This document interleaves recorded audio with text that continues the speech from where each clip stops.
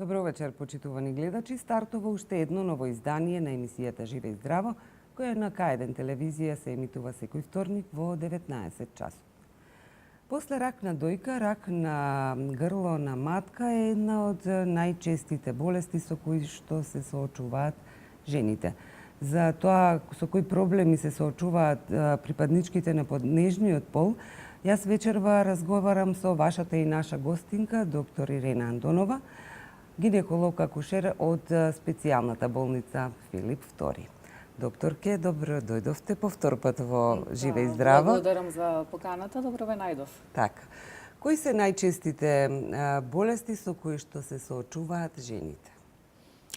Па најчестите болести се можеби токму оние болести кои што се јавуваат на матката, нели, како гинеколошки проблеми. Зборуваме, претпоставувам дека се стрекаваат и со други проблеми кои што не се во мојата бранша. Во област на вашата сфера, така. Така, па од најчесто се стрекаваат со проблеми во однос на кои што се стрекаваат во однос на матката. Сега од она што најчесто се стрекава во однос на болестите на матката или на утерусот, како што ние го рекуваме, нели, стручно, најголем број доминираат бенигните тумори, односно миомите, кои што доста често се стрекаваат и погосово се стрекаваат во нашата популација. Покрај нив, она што со кое што се стрекаваме се полипите. Тоа се полипи, тоа представуваат пролиферации полиповидни на слузницата на матката и кои што се наоѓаат внатре во шуплината на матката и кои што можат да бидат без симптоми или да предизвикаат одредени симптоми за што ќе зборуваме, нели, покасно. И ова се беа оние бенигни работи, инфекциите во овој случај јас ќе ги прескокнам, нема да ги спомнам бидејќи тие се убедливо на што најчесто се стрекаваат пациентките. И покрај овие бенигни промени со кои што се стрекаваме, за жал, нели, имаме и малигни промени на матката кои што може да бидат лоцирани на грлото на матката, како рак на грлото на матката, или пак може да биде рак на слузницата на матката, значи не на телото, него на слузницата на матката, кој што, за разлика од ракот на грлото на матката, се јавува во подоцнежна возраст. Ајде да објасниме еве за нашите гледачи што представува миомот и од една страна и што представува пак полипот. Веројатно на многу од така. Разликата меѓу нив. Да. Миомот поттекнува од мускулното ткиво, односно од мускулниот слој кој што го има матката. Така да тој е туморозна формација која што расте всушност од телото на матката, а додека полипите се формации кои што растат од слузницата на матката и кои што се наоѓаат внатре во шуплината на матката. Миомите можат да бидат покрај што можат да бидат, нели, од телото на матката, они покрај што растат во телото на матката кои што сепак има ограничена големина, која ќе продолжат понатаму да се шират, можат да растат кон надвор или пак можат да растат кон внатре или пак целосно телото на матката да го зголемат. Они се тие кои што се стрекаваат најчесто и кои што може да се сретнат од раната репродуктивна возраст, па да се сретнат се до менопаузата. Она што е карактеристично за нив е тоа што во менопаузата понатаму тие се сушат, односно се намалуваат, се намалува нивниот диаметер, односно колку и да биле големи, и тоа се јавува како резултат на недостиг на хормоните кои што ги има. А полипите, за разлика од нив, они се од слузницата, значи сосема од друг материјал се изградени, за разлика од миомите, се наоѓаат внатре во шуплината на матката. Обично не можат да пораснат со таа големина како што можат да пораснат миомите на матката, меѓутоа и покрај тоа што се мали, можат да дадат проблеми во смисла на зголемени и обилни менструални крварења. Може да бидат причина за некоја необјаснив стерилитет, односно доколку парот планира бременост, па не доаѓа до зачеток, да една од причините може да биде полип, кој што ќе се наоѓа внатре во шуплината на матката. И во одреден број, мал број на случаи, дел од овие полипи можат да малигнизираат. Така. За разлика од миомите, да докажам дека миомите, например, како тумори, не малигнизираат, меѓутоа проблемот со миомите е тоа што во многу одреден мал процент, значи тоа зборуваме 0,1%, миомите кои што се прикажуваат како миоми може всушност да не бидат миоми, односно може да бидат малигни тумори, тоа се саркоми на матката. Така.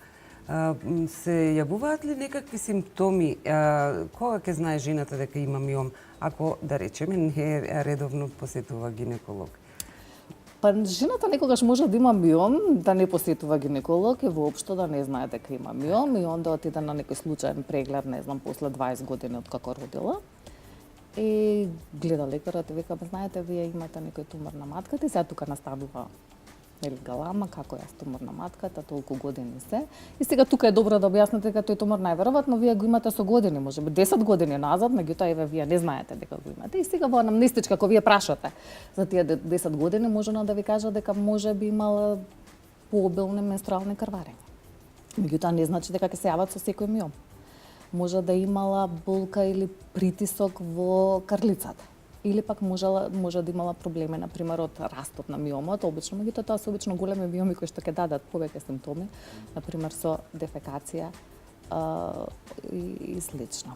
Сега, ако не дадат симптоми, значи миомите, ние ќе ги откриеме на рутински гинеколошки преглед и тогаш препораката е дека тие миоми, ако не прават никакви симптоми, ако жената има деца, значи не е репродукцијата загрозена, тогаш да ги оставиме како што се. Ќе ги оставиме како што се и ќе речеме за година дена да дојде на контрола со идеја да видиме дали стојат во големината во која што се или растат. Сега може тие да предизвикаат симптоми. Симптомите најчесто се обилни менструални крварења. Тие обилни менструални крварења не само што нели крвари, од друга страна ќе доведат до анемија, која што многу тешко ќе може да ја коригира и тогаш се тие причини кога жената всушност бара решение на проблемот кој што всушност го има. И кога друга причина кога всушност бараат решение за миомите е кога ќе се откријат миомите кај пар или кај пациентка која што лечи стерилитет.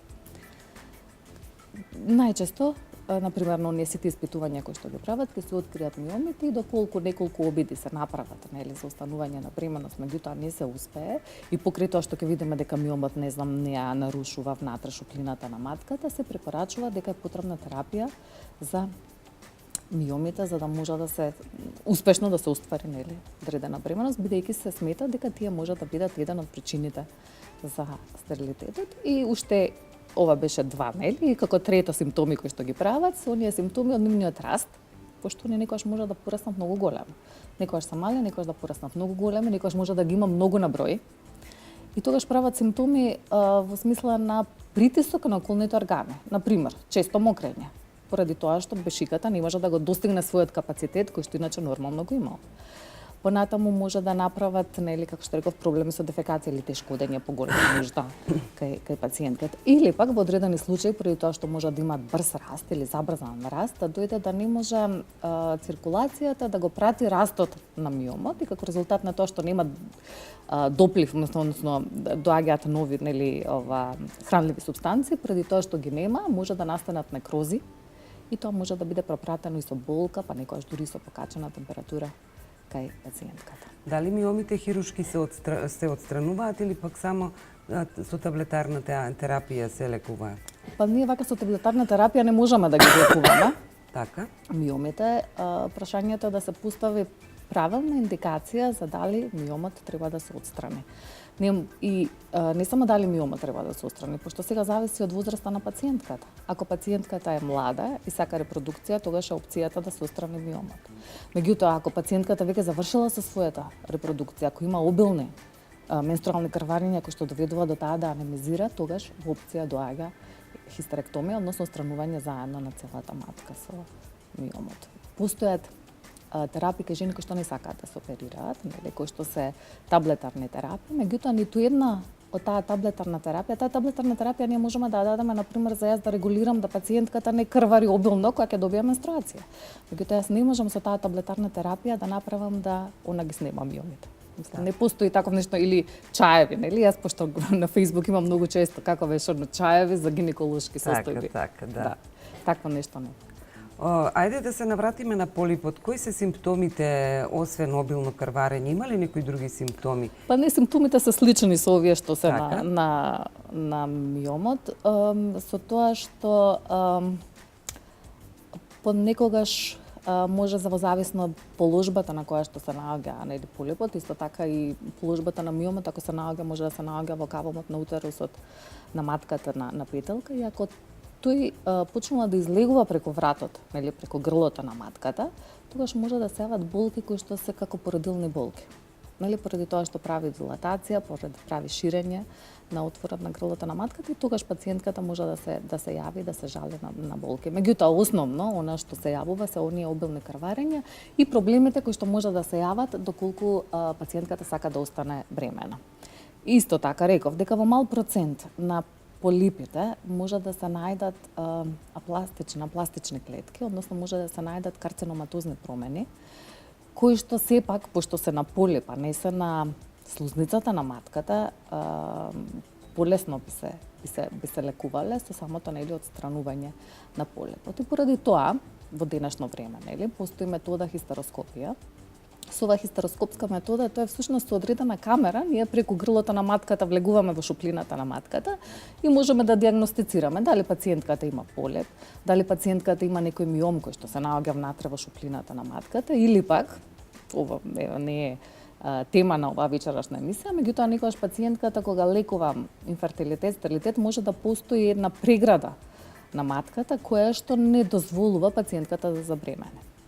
И кога ние ќе влеземе веќе со камера, на камерата имаме соодветни инструменти со кои што ние можеме да го отстраниме или полипот, или да го отстраниме миомот, или да направиме ресекција, односно да го исечеме симптомот кој што го има во матката. И сега со напредокот на технологијата, на медицината, тоа е многу едноставна метода која што за 15 минути се врши и се решаваат голем број на проблеми на пациентката кои што можеме нели да ги решиме преку шплината на матката, не можеме све да решиме така. Така.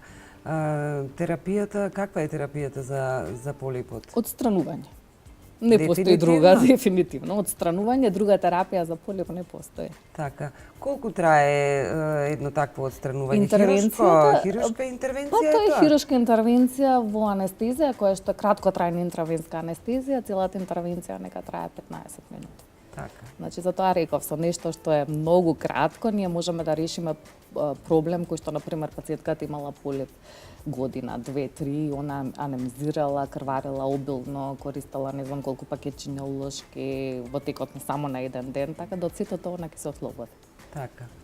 Од вашето лично искуство, колку често жените го имаат овој проблем? Еве, миомите. Па денеска све почесто се откриваат. Јас мислам дека они го имале и порано, меѓутоа денеска во оваа ера на технологија, каде што ние имаме се подобри можности за диагностика, ние ги откриваме многу почесто. Така. А со самото тоа што имаме и нова метода за нивно, мислам нова, тоа не е нова метода, тоа е од 2000-та година, меѓутоа метода која што е брза и ефикасна за нивно, а не само киретажа, порано беше само киретажа, метода со која што можевме полипот да го отстраниме, каде што ние всушност киретираме на слепо, односно немаме камера, не можеме да видиме дали сме го фатиле, киретираме на осет. Така, тоа е болна постапка. Исто се прави во анестезија. Разбирате, така. сето што е тоа, се што е болно се прави во анестезија, во денешно време нема потреба да се работи нешто без анестезија. Така. Јас мислам дека овде горе-доле завршивме со полипот и со миомите. Можеме сега да се пренасочиме кон проблемот со ракот на грлото на матката. Да зборуваме за нешто малце по... Така, што представува всушност? Па, тоа е малигна неоплазма или малигна промена која што се јавува на грлото на матката. Покрај него, пошто зборуваме еве за матката, покрај оваа малигна промена може да се јави малигна промена внатре на слузницата на матката, која што за разлика од ракот на грлото на матката, ние потешко ја диагностицираме, поради тоа што потешко стигаме, нели, до внатре до шуплината на матката, не треба да ни даде некои симптоми, ние да се посомневаме, па дури тогаш да направиме диагноза. А вие знаете дека за ракот на грлото на матката ние имаме скрининг тест. Тоа представува ПАП тестот, со кој што детектира промени кои што се уште во почетокот, уште пред да добиеме рак на грлото на матката. Кои се причините поради кои што се добива рак на грло на матка? Па, причината е во денешно време единствена, се смета дека тоа е ХПВ вирусот. Денеска се откриени преку 100 типови на ХПВ вирус, они се поделени во нискоризична група, се поделени и во високоризична група, се знае точно дека оние кои што се од високоризична група и секако и од високоризичната група има оние кои што се баш високо-високоризични и оние кои што се помалку ризични. И се смета дека он е оној етиолошки причинител, секако дека е потребен подложен домаќин. Разбирате, доколку вашиот имунитет го победи, тогаш никому ништо. Меѓутоа, доколку вашиот имунитет не може да се избори со таа инфекција која што е доле, она перзистира, постои во клетките, како што постои во клетките, се интегрира во ДНК, во нашиот геном, како што се интегрира, така прави промени, ги прави неопластични клетки. И сето тоа е процес кој што не се случува за еден ден. Тоа е процес кој што иде преку оние диспластични промени, кои што јас мислам дека популацијата народот ги знае како CIN1, CIN2, CIN3, да, мислам дека се познати. Дури после тоа доаѓа, се смета дека разликата од CIN1 до појава на CIN3 е отприлика 5 години. За да се појави така да сите жени имаат доволно време да направат гинеколошки преглед за да видат дали нешто всушност се случува со нив. Дали ХПВ вирусот е само инфекцијски се пренесува или може и на некаков поинаков начин да се добие? Потребен е контакт. Сепак. Значи кожа со кожа, слузница со слузница. Значи во секој случај тоа е контактен вирус и се добива со контакт. Тоа е истата група на вируси кои што предизвикуваат бредавички. Нели, бредавички може да има по рацете, може да има во гениталните органи. Со тоа што тие вируси кои што предизвикуваат бредавички се обично нискоризични. Значи не се од оние високоризични вируси кои што всушност предизвикуваат промени во појава на рак на грло на матка. Кои се симптомите? Има ли симптоми или можеме да го носиме со години со нас, а да не знаеме дека го имаме?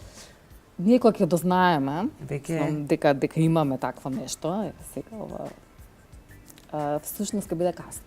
Кога ќе се појават првите симптоми, они се појавуваат кога веќе станал карцином во степен кој што можеби дури и е иноперабилен. Поради тоа што реков дека му треба многу време да се развие. Поради тоа што денес имаме диагностичка метода со која што ние можеме, односно скрининг метода со која што можеме рано да го диагностицираме, да ги селектираме жените кои што понатаму треба да идат на колпоскопија, жените кои што треба да направат ХПВ типизација, жените на кои што можеме да направиме биопсија, па дури можеме да направиме и други постапки, нели, за отстранување на вирусот кој што се наоѓа на грлото на матката. Е жално што и ден денеска се уште имаме жени кои што имаат рак на грлото на матката. Ако од сите малигни болести кои што ги има човекот, ова е една малигна болест која што ние можеме да ја откриеме и можеме да ја спречиме. Така. Следното мое прашање е кои се ризичните групи, меѓутоа веројатно не може да се јас мислам дефинира. сите сме, не, она постои дефиниција кои се всушност ризични групи, меѓутоа може еден ризичен сексуален однос да донесе ризик за така да јас не би ги точно селектирала групите. Така, значи така. секој од нас може да донесе ризик за развој на рак. Така. За пренос на ХПВ инфекција. На која возраст најчесто, еве од вашето лично искуство или од податоците кои што статистички податоци, на која возраст најчесто се открива? Знаете, ХПВ вирусот обично има кај оние помлади пациентки кои што се, поради тоа што има побрзо делење на клетките кои што се наоѓаат во тој дел, е полесно да се фати инфекцијата. Тоа значи дека нивниот имунитет е односно поосетлив на ХПВ инфекцијата.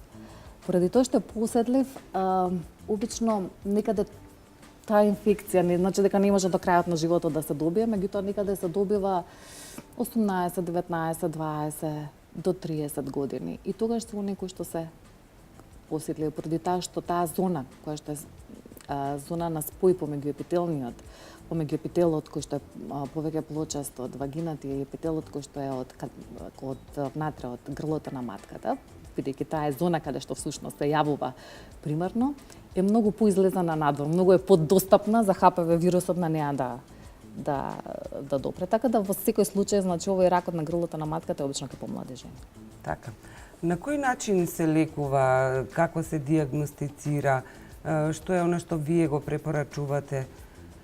Јас секогаш препорачувам редовни гинеколошки Тоа прегледи е со прво пап и тест, основно. ако ништо повеќе, барем еднаш годишно, каде што ќе се зема пап тест и ќе се направи ултразвук. Ултразвукот е да се видат оние промени кои што ние како ова што е лесно што можеме да го видиме, нели, со пап тест, кои што не можеме да ја видиме матката, да ги видиме јајниците.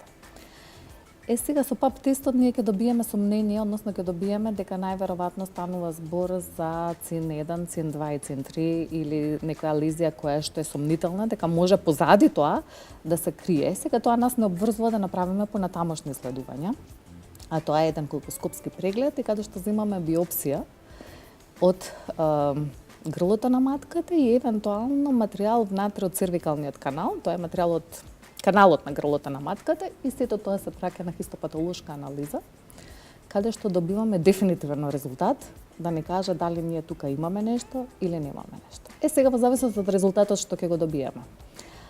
Ако добиеме, например, цин 2, цин 3 или добиеме дека станува збор за карцином, меѓутоа се уште во инситу состојба, значи не се раширил понатаму, не ја пробил мембраната, не отишол никаде, знаеме дека немаме ништо повеќе, тогаш терапијата е конизација. Конизација значи отстранување на грлото на матката. Доколку ние добиеме дека сме нешто малце повеќе од ова што го направив, тогаш не можеме ние со конизација да излечиме пациентката. Сега тука може понатаму значи да дојде оперативно лекување во кое што покрај матката може да се извадат и лимфни јазли, да се извади латерално од матката, тоа се нарекува параметрана или делот, сите оние места каде што тој може да се прошири. Меѓутоа и ова е ограничено. Ние не можеме сите пациентки кои што имаат рак на грло на матка да ги оперираме. Има одреден стадиум до кој што може да се оперира, после тој стадиум според оние сите светски анализи кои што се направени, ние не можеме ништо повеќе да помогнеме, дури можеме да одмогнеме ако оперираме. Тогаш терапијата е само преку онколошката служба, односно со одредно зрачење и во одредени случаи одредена хемотерапија доколку е потребно. Така. Дали доколку е во помала фаза, да речеме цин 1, што препорачувате тогаш? Што се прави? Дали е возможно, ако на време се дијагностицира, да се спречи понатамошно ширење во, нели? Па да, ако станува збор за цин 1, јас не го кажав тоа, треба да го кажам, дека некаде 80 до 90% од цин 1 лезиите се враќаат, регредираат назад. Значи не идат напред, значи можам да кажам дека само некаде околу 10% од овие лези поминуваат во цин 2 или во цин 3. Она што кога ќе добиеме ние дека може нешто, например, добиеме и позитивна ХПВ, добиеме дека пациентката можеби нема промени на клетките, меѓутоа имаме ХПВ кое што е тип 16 или тип 18, кој што многу често се среќава во овие лезии кои што се од карцином на грлото на матката. Тогаш оно што го правиме, препорачуваме почесто следење. Тоа почесто следење е, например, колпоскопија или пап тест на 4 до 6 месеци. Во одредени случаи ние имаме и лазерска терапија, значи со кое што би го отстраниле тој епител од грлото на матката, давајќи му можност на новиот кој што нема ХПВ да се развие. Така.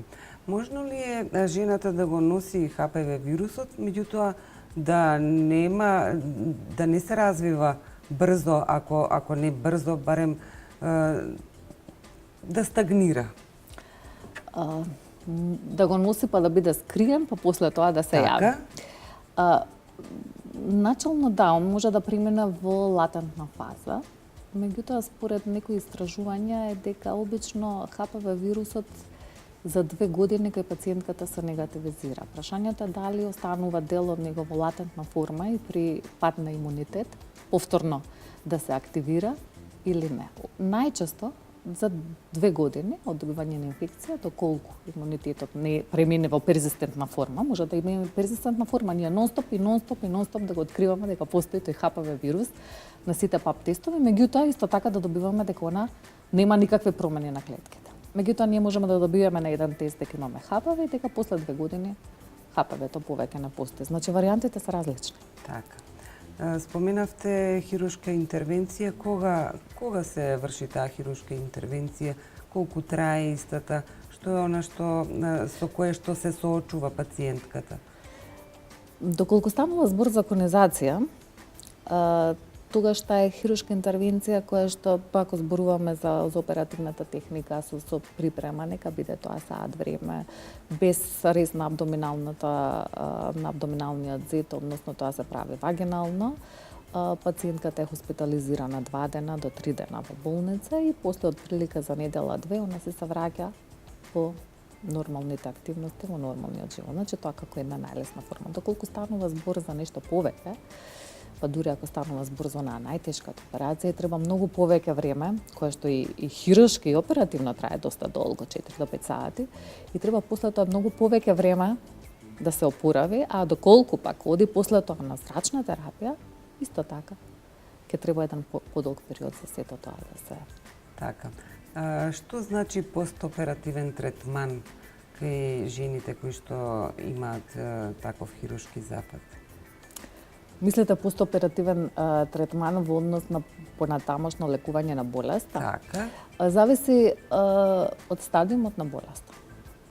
Некои одредени стадиуми завршуваме со самата операција и пациентките не ги праќаме понатаму на никаква дополнителна терапија, меѓутоа одредени стадиуми и после оперативниот зафат, доколку утврдиме, пошто дефинитивна хистопатолошка диагноза за тоа колку е раширен туморот, ние можеме да добиеме само после операција. Ние не можеме и од биопсија да знаеме, значи од предоперативно да знаеме всушност колку е распространет туморот. И сега ја направиме операцијата и добиеме дека туморот е повеќе распространет, нели? Понатаму пациентката ја праќаме на онколошки третман, кој што го прават онколози, кој што се состои од зрачења во регијата во која што е. Така. Дали ПАП тестот е една од најдобрите опции за заштита, впрочем, на самиот организам и на самата единка? Па он е скрининг тест. Знаете, он има лажно позитивни, лажно негативни. Меѓутоа, да, точно, он е најдобриот тест, пошто и да е лажно позитивен и овакво ќе ве натера понатаму да направите испитувања. Ако е лажно негативен, тоа значи да вие имате, например, промена, меѓутоа ние добиеме на ПАП тест дека вие немате ништо, пошто и тоа се случува. Сега, сакам да кажам на гледачките дека тоа може би вака звучи многу страшно, меѓутоа она што е битно е тоа што ако вие ги правите редовните контроли, па дојдете после некој период повторно да се земе ПАП тест, не е можно тоа на сите ПАП тестови да добиеме дека станува збор за лажно негативна наод. Исто така, доколку на самиот гинеколог кој што го зема ПАП тестот му е сомнително, он понатаму нема да се базира само на ПАП тестот кој што го добил, туку ќе направи колпоскопски преглед или ХПВ типизација, целна биопсија. Така. Колку е честа појавата на... Сакам да прашам дали во последно време свеста кај жените е подигната на повисоко ниво за сопственото здравје, особено за овие проблеми за рак на грлото на матката или било каков проблем кој што е од женски карактер. Дали е подигната свеста и дали можеби многу почесто доаѓаат на прегледи и ги прават сите овие нужни прегледи што треба да ги направат? Па, подигната свеста, меѓутоа кај помладата генерација. Јас мислам дека тоа многу се должи на интернетот, можеме на Facebook што имаме, пошто сега сите податоци, сите информации, без оглед дали се точни или неточни, се достапни во моментот сите. Така да младата популација да многу повеќе него претходно, доаѓа на редовни гинеколошки прегледи, редовно прави ПАП тест, скрининг, све што треба да се направи. Проблемот не е во младата генерација, проблемот е онаа генерација која што веќе родила, па сега има некаде околу 50, над 50, да не зборам за тие што се над 50 години, кои што ќе ви кажат, кога ќе излезе некој проблем, ги прати некој на гинеколог и ќе рече, леле, знаете, јас на гинеколог не сум била од кога ги родив децата. Викам, децата сега колкави се, па си 50 години. Така да може да се мислите. Меѓутоа сметам дека тоа не можеме кај нив да го промениме така нагло. Овие генерации сега младите како ќе стареат, така ќе доаѓаат нови генерации и сето тоа ќе се промени. Така. Сметате ли дека они си ја завршиле работата, родиле, па сега нема никаква потреба? Или можеби тука е свеста, можеби тука неинформираноста? Каде го гледате вие проблемот со повозрастните жени? Ја мислам дека менталитетот овде кај нас, претпоставувам дека беше таков, најверојатно неинформираноста која што има. Еве сега вакви емисии како што е ова овде, нели под другите телевизии помага со сето тоа да се смени. Така да сметам дека тука е можеби, знаете, они се вадат дека немаат време, дека знаете како не сакаат да се качат на гинеколошки столови. Например, сето тој прегледот им е, не знам, одбивен, напорен, непријатен, срамен. Има илјади варијанти што можат да ви ја кажат. Меѓутоа, камо среќа ние сите да родевме и после тоа кога ќе родевме, ништо повеќе да не се случеше со гениталните органи, онда би било мојата срука немаше така да постои, немаше да има. Меѓутоа, проблемот е баш тоа што они, по старата популација, па барем еднаш годишно треба да отидат и они на преглед, а не дека ние ќе очекуваме дека сега ќе откриеме некој кај нив е многу ретко, например, карцином на грлото на матката, меѓутоа за разлика од тоа, карциномот на овариумот или карциномот на ендометриумот е многу почест. Така да, ако го откриеме, ако дојдат на преглед, ние ќе можеме да го лечиме, а не да имаме и ден запуштани случаи овде во Македонија. Така. Кои се најчестите болести, со кои проблеми се соочуваат повозрастните жени? Сега ги споменавте. Така, повозрастните жени, да ви кажам, покрај што овие кои што се малигни проблеми, нели, карциноми со кои што се среќаваат, има уште еден проблем со кој што се среќаваат и за кој што многу ретко бараат помош. Многу често се среќава спад на гениталните органи, значи оние сеќаат дека нешто ги тегне, ги влече или пак дури се случува да матката целосно испадне. Тоа е како кила всушност, која што настанува преку вагината, меѓутоа голем дел од нив сметаат дека можеби тоа е нормално со староста и они тоа треба да си го трпат. Не само тоа. Тоа е едниот проблем. Другиот проблем е што голем број како стара е популацијата, не значи дека само старите пациентки тоа го имаат и помладите, се појавува несакано пуштање на мокрача. Знаете, кога киваат, кога кашлаат, кога некојаш се потрчува, кога се дига терет, па дури до таква форма да кога ќе се премести од една нога на друга или дека ќе се обиде да стане, и се јавува несакано истекување на мокрача. Сега тоа голем дел од жените се срамат од тој проблем и мислам дека сметаат дека тоа е нормално и не треба да го дискутираат со никого. Во денешно време постои лек. Значи не мора ниту една жена тоа да го трпи. Не само што она го трпи целата фамилија, пошто претпоставувам дека од сето тоа што истекува мора да мириса. Така да и нејзиниот живот, не само нормалниот живот е сменет. Кога ќе треба да излезе, она треба да помисли дека треба да стави влошка за да отиде до некаде или да оди до вец или да биде блиско до тоалет поради тоа што ќе биде потребен. Во денешно време постои лек, значи дури и терапијата за онаа стрес инконтиненцијата е многу минимална. Тоа е минимално инвазивна хирургија. Еве, ова да го спомнеме за сите жени кои што имаат таков проблем. Тоа постои соодветна трака, која што всушност се става под вратот на мочниот меор. Со ставање на траката под вратот на мочниот меор, всушност там местото каде што е слабено, кое што всушност ја пушта таа мокрача, ние го подигаме. Кога ќе го подигнеме, пациентката повеќе го нема тој проблем. Така да и нејзиниот живот би се вратил на нормалата. Меѓутоа тоа кај нас е уште некако баук трема во однос на да побара помош. Да дојде на лекар и да каже да јас имам таков проблем или кога ќе дојдат, тоа обично ми кажуваат со шепкање ако може сестрата да излезе надвор за јас да ви кажам уште нешто. Така. Да. Јас, докторке, мислам дека ги исцрпивме темите за вечерва. Се надевам дека на гледачите им бевме доста интересни. Еве, и тоа што не беше предвидено го споменавме. Претпоставувам дека сето ова ќе биде поттик за сите оние жени кои што имаат било каков проблем, а се плашат или се срамат да отидат да посетат гинеколог, меѓутоа сето тоа само би било подобро за нив и за нивната околина, се разбира. Доктор Андонова, јас уште еднаш ви благодарам за времето што го одвоивте и бевте гостин. И јас ви благодарам на вас за поканата во емисијата. Јас се надевам доколку допрема до неколку жени, нели кои што имаат ваков проблем и се обратат да го решат, онда сме постигнале целта. Се разбира. Почитувани гледачи, тоа беше се за вечерашното издание на емисијата Живе и здраво. Ирена Андонова, доктор гинеколог акушер од специјалната болница Филип II, на мое и ваше задоволство, се разбира. Ви благодарам за вниманието и ве поканувам да останете и понатаму со програмата на К1 телевизија, а ние се гледаме за 7 дена.